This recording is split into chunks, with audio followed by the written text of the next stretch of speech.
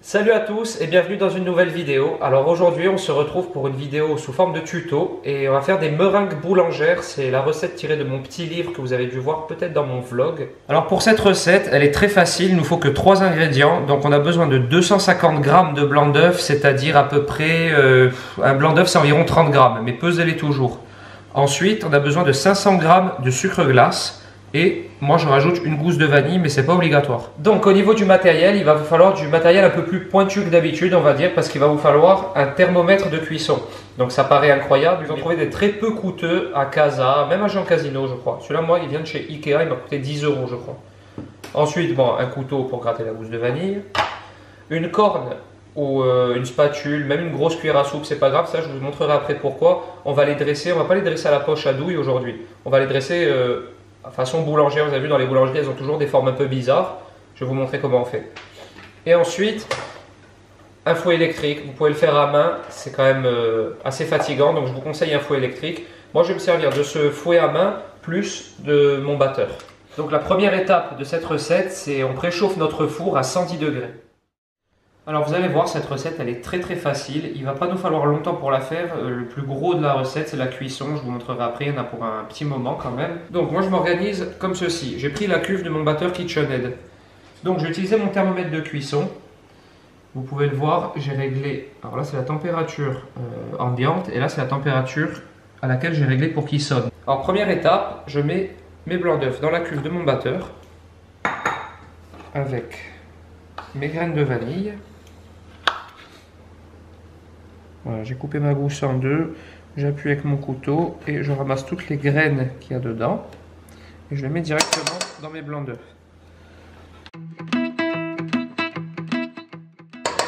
Voilà, comme ceci. Donc les 3 ingrédients en même temps.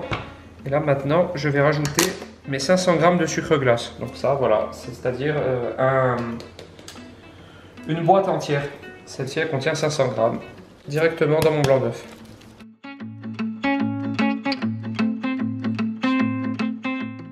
Donc voilà, mes 3 ingrédients sont mélangés, mes blancs d'œuf, ma gousse de vanille grattée à l'intérieur et mon sucre glace.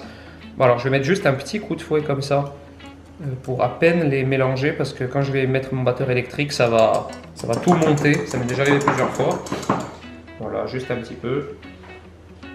Et maintenant, on va mettre ce mélange au bain-marie et on va commencer à fouetter de suite, sinon les blancs ils vont cuire directement au contact de l'eau chaude. Donc là c'est parti, au bain-marie jusqu'à ce que mon mélange monte à 50 degrés.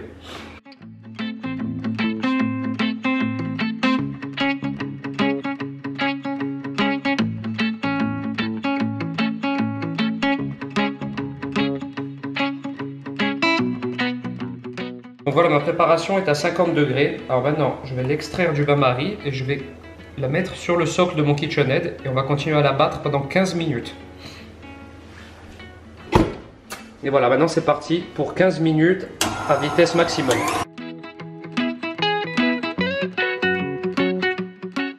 Donc voilà, ça fait un quart d'heure que notre meringue tourne dans le batteur et maintenant elle est prête. Voilà, vous pouvez le voir, ça fait ce qu'on appelle le bec d'oiseau. Donc ça, c'est une petite indication comme quoi elle est nickel. Alors ce que je vous ai pas dit, c'est que au moment où vous la transférez dans le grand batteur, ou déjà, première chose, si vous n'en avez pas, vous continuez à battre avec votre fouet à main pendant un quart d'heure. C'est un peu long, mais c'est pour ça que c'est pratique d'avoir un robot comme ça. Et c'est au moment, vous voyez, le bec d'oiseau, c'est ça. C'est-à-dire qu'elle est nickel. Au moment où vous la faites tourner dans le batteur, vous pouvez rajouter du colorant si vous voulez en faire de différentes couleurs. Pour les enfants, c'est sympa. Et vous pouvez aussi rajouter du cacao en poudre si vous voulez en faire au goût chocolat. J'essaierai de vous mettre en barre d'infos le dosage du cacao en poudre si ça vous dit. Et maintenant, on va pouvoir passer au dressage de nos meringues. Donc voilà, on va passer au dressage de la meringue. Donc nous, comme je vous ai dit, on ne va pas se prendre la tête, on va le faire comme en boulangerie, c'est-à-dire qu'on va les dresser directement avec une corde. Donc en fait, on va prendre un gros morceau et on va juste les étaler comme ceci. Vous pouvez le faire à la poche à douille aussi si vous en avez une, mais bon, là, c'est vraiment pour faire au plus simple.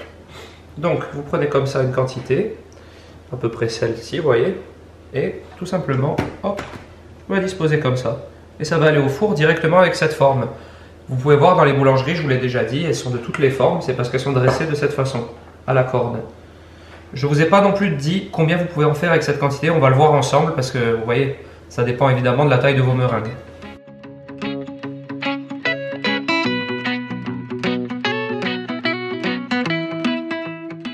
Et voilà, on va faire comme ci, donc vous voyez j'ai tout pris, on en fait 1, 2, 3, 4, 5, 6. Donc voilà, pour cette recette vous en faites à peu près 7 de cette taille.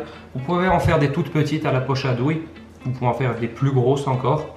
Il faudra juste veiller au temps de cuisson. Pour cette taille là, on va partir sur à peu près 1 heure, entre 50 minutes et 1 heure au four à 110 degrés.